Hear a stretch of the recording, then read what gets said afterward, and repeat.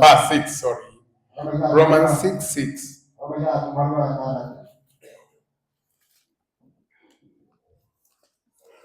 Mkijua neno hili ya kuwa utu wetu wa kale umesulubiwa pamoja naye, ili mwili wa dhambi ubatilike, tusitumikie dhambi tena.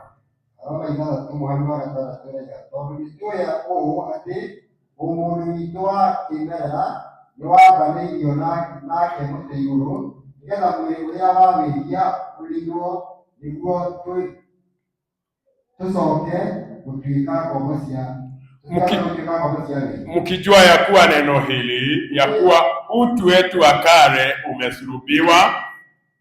umesulubiwa pamoja na Kristo Yesu. Utu wetu wa kale ni gani?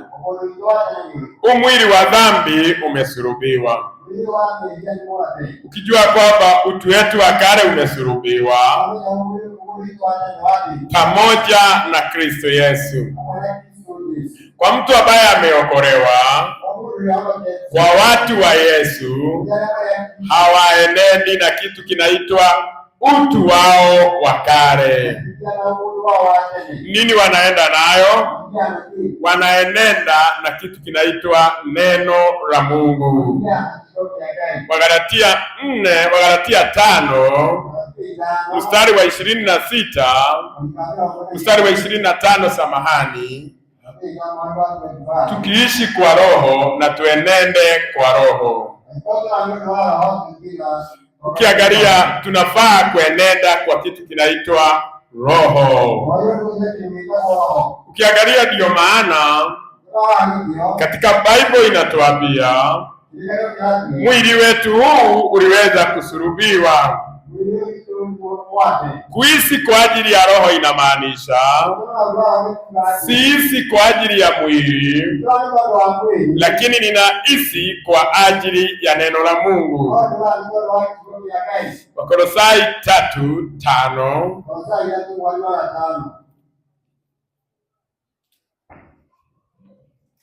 Tasoma na Kikuyu. Wakolosai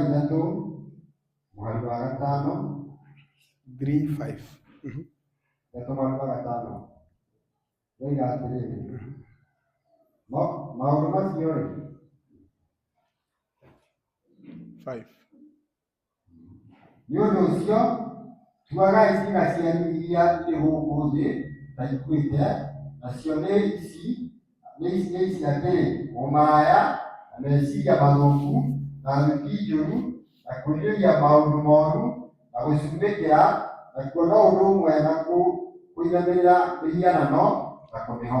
Mimi nikiangalia neno hili ni kama Mungu anatufafanulia neno kabisa, kusulubishwa ni nini. Hesabuni ya kwamba viungo vyenu vya miili yenu kama zimekufa. Kuhesabu kwamba viungo vyetu vimekufa inamaanisha kwamba huo mwili umesulubiwa. Ni nini hii imesulubiwa? Biblia inanena kama usherati. Mambo haya yote inanenwa mahali pale, lakini mtu wa Mungu ni mtu ambaye anaishi kama viungo vyake vimekufa. Kwa nini? Ameusulubisha mwili wake juu ya mti. Haongozwi na mwili wake. Wapendwa, nguvu yetu iko wapi? Iko ndani ya neno la Bwana. Wakati neno la Bwana limeingia ndani yako, wakati neno la Bwana linaongoza maisha yako. Sasa wakati neno la Bwana linaongoza maisha yako, iko namna gani? Unahesabu ya kwamba viungo vyako vya mwili vimekufa.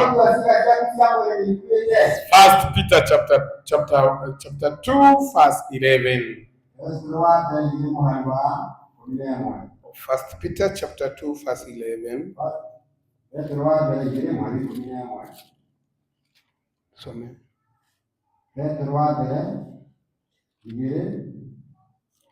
kumine mwere gati ona gwaki gati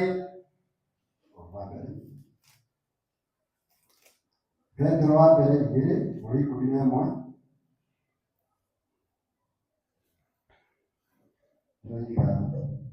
endwa akwa ndamũthaitha mũkĩrĩ o ageni na agendi atĩ mũtigane na merirĩria marĩa moru ma mwĩrĩ marĩa marũaga na roho.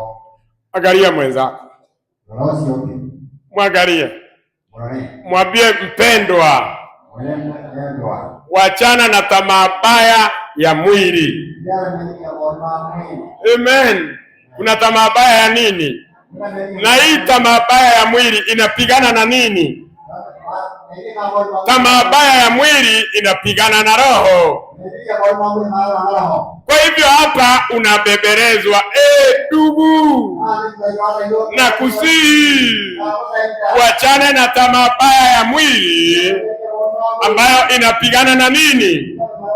Ambayo inapigana na roho. Wapendwa, wana wa Israeli ni watu ambao walikuwa wanaongozwa na Mungu, lakini sasa mioyo yao ikageuka na mioyo yao ikaenda kwa kitu kinaitwa tamaa ya miili yao.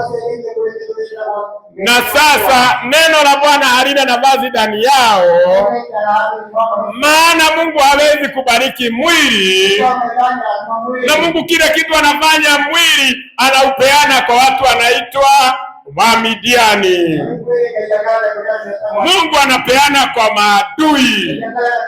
Ingawaje wewe ni mtu wa Mungu, lakini kwa ajili ya tamaa yako Mungu atakupeana kwa nani? Kwa maadui. Kwa nini itapeanwa kwa maadui? Maana Mungu hawezi kubariki mwili. Ndio maana Paulo hapa anatupea siri. Anatupea siri gani? Kila mmoja, msienende kwa kufuata mambo ya mwili. Wacheni muweze kuongozwa na neno la Mungu.